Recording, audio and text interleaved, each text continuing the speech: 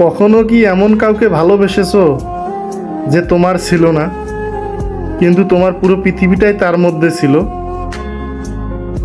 আমরা সবাই জীবনে একবার হলেও এমন একটা মানুষ পাই যাকে ভুলে যাওয়ার কথা, কিন্তু ভুলে যেতে পারি না। আজকের গল্পটা হয়তো তোমার, হয়তো আমার, হয়তো এমন কারো যে এখনো অপেক্ষা করছে। প্রথম দেখাটা ছিল খুব সাধারণ, না কোনো সিনেমার মতো, না কোনো স্পেশাল কিছু।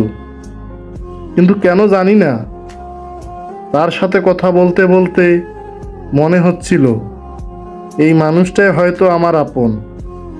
প্রতিদিন কথা হতো, ছোট ছোট মেসেজ, খেয়েছো, ঘুমাইছো, কেমন আছো, এই সাধারণ কথাগুলোই একসময় অভ্যাস হয়ে যায়।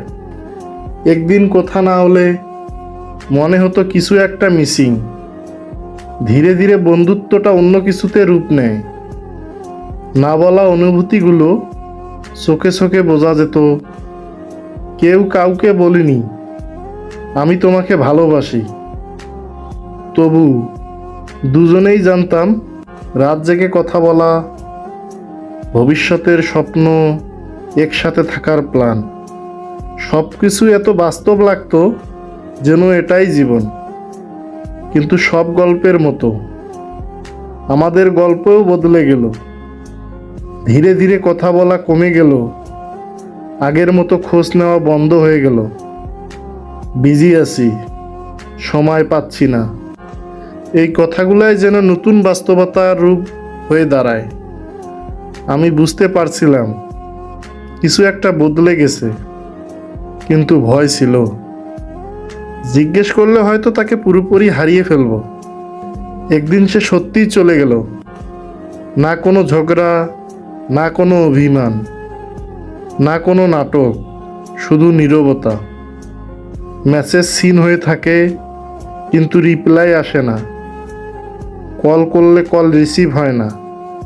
আর তখন বুঝলাম কাউকে হারানো মানে শুধু তাকে হারানো না, নিজের একটা অংশকে হারানো। আজও মাঝে মাঝে তার কথা মনে পড়ে।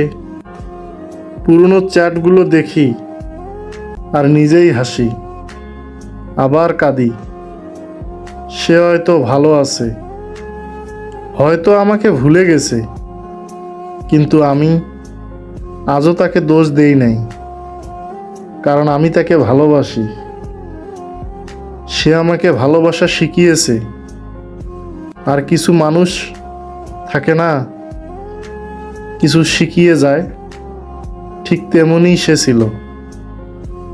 যদি তোমার জীবনে এমন কেউ থাকে, তাকে ধরে রাখো, কারণ সবাই দ্বিতীয়বার সুযোগ পায় না।